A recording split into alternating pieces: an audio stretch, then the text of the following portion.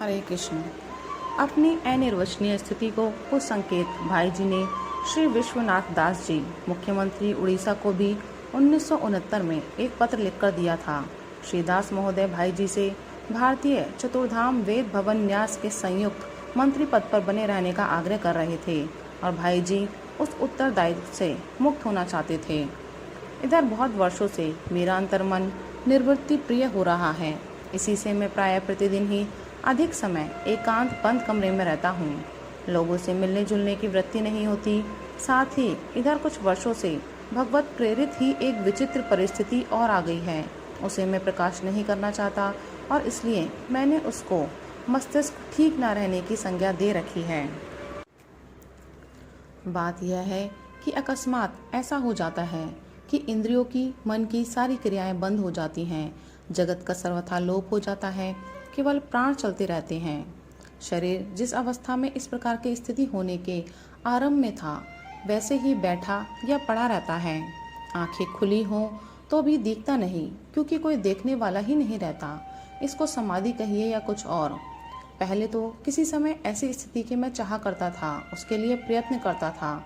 अब कोई भी प्रयत्न ना करने पर भी, वरन कभी कभी तो वृत्तियों को बलात्कार से संसार में लगाने की चेष्टा करने पर भी अकस्मात ऐसा हो जाता है और ये स्थिति कुछ मिनटों से लेकर 15-20 घंटों तक भी रह जाती है। उस समय शरीर, मन, बुद्धि सर्वथा अक्रिय रहते हैं। पहले ये स्थिति कई दिनों बाद हुआ करती थी, अब तो बहुत जल्दी जल्दी हो जाती है।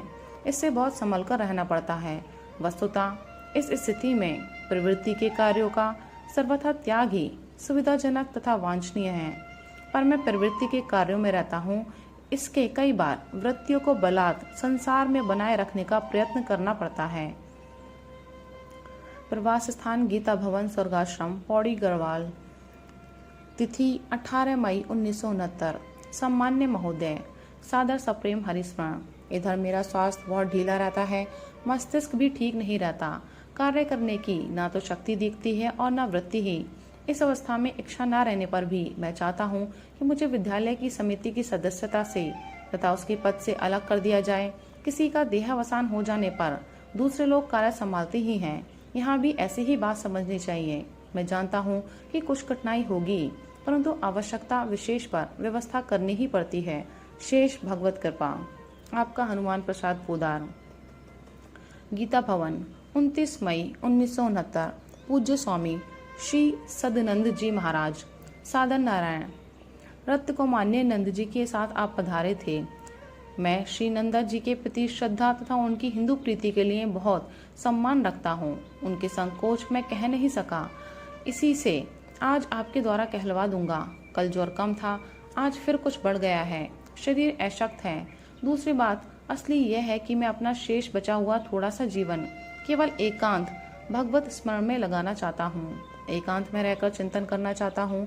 भगवान से तथा आप सब हितैषियों से भी यही भीख मांगता हूँ कि मुझे इसमें सहायता करें। मेरी किसी भी पब्लिक काम में रुचि नहीं रह गई है। सभी संस्थाओं, यहाँ तक कि गीता प्रेस तथा कल्याण से भी मैं संबंध नहीं रखना चाहता। मैंने सभी जगह लिखित त्याग पत्र भेज दिए हैं। यह मेरी कमजोरी हो, प्रमाद हो, कार्य क्षेत्र से भागने की कायरता हो, कुछ भी हो, पर मैं कुछ भी नहीं कर पाता। मेरी इस दुर्बलता और कायरता की बात आप श्री नंदा जी को नम्रता के साथ समझाने की कृपा करें और मुझसे किसी काम की कोई आशा न रखें। मेरी हृदय से सहानुभूति है, पर मैं विवश हूँ। आज तो मेरा दिमाग ही खराब हुआ जा रहा है। शाम तक कैसा रहेगा पता नहीं। मैं आपके सुहार्द तथा स्नेह के लिए अत्यंत कृतज्ञ हूँ, पर अपनी विवशता युक्त असमर्थता के लिए क्षमा चाहता हूँ। श्री नंदा जी के चरणों में प्रणाम करके उनसे क्षमा चाहता हूँ। आपका अपना ही हनुमान प्रसाद। यह उपरति इस सीमा तक पहुंच गई कि अंतोगतवा अपने जीवन रस से सींची गई संस्था गीता प्रेस और उसके शतदल कल्याण से भी उनका मन मधुकर विरत हो गया। इस संबंध में लिखा गया एक महत्वपूर्ण पत्र दिया जाता है। गोविंद भवन के ट्रस्ट की मीटिंग में पढ़ने के लिए 29 मई 1969। सबसे सादर प्रणाम। आज सवेरे से ही ज्वर कुछ बढ़ गया है और शरीर में थकावट मालूम हो रही है। साथ ही दिमाग भी खराब हुआ जा रहा है। मैं भरसक पूरा प्रयत्न कर रहा हूँ कि मीटिंग में उपस्थित रहकर बातचीत करूँ, पर मेरे वश की बात नहीं है। यदि कदाचित मेरी बाह्य चेतना नष्ट हो गई तो मैं हाजिर नहीं हो सकूंगा। आप लोग मीटिंग अवश्य कर लीजिएगा, मेरे लिए टालिएगा नहीं। मेरी प्रार्थना है। नंबर 1, कपड़े का काम श्री मोहनलाल जी की इच्छानुसार जारी रहे, उसमें दखल ना दिया जाए। नंबर 2, आपस में जहाँ तक हो प्रेम बढ़े, हम लोग संस्था चलाने में कारण बने, टूटने में नहीं। नंबर 3, अपनी अपनी भूलों के लिए पश्चाताप करें, दूसरे की भूल सिद्ध करने का प्रयास ना किया जाए।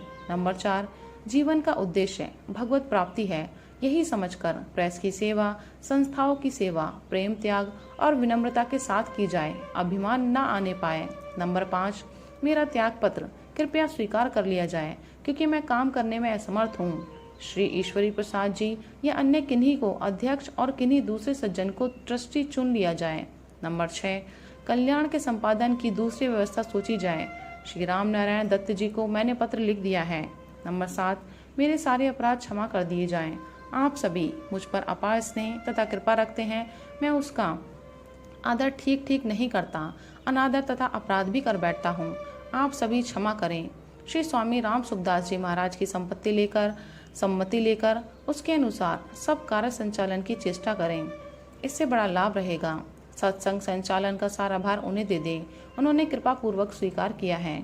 गीता भवन का मन मुटाव अब भगवान के नाम पर श्री सेठ जी की पवित्र पुण्य स्मृति में उनके आदरार्थ, अपने कल्याणार्थ और मुझे दीन पर कृपा करके सदा के लिए समाप्त करके सच्चे हृदय से गले लगाकर मिले, मेरी यह विनीत प्रार्थना है सबसे। फिर सादर सविनय प्रणाम। विनीत हनुमान प्रसाद पोदार। राधे राधे, हरि बोल।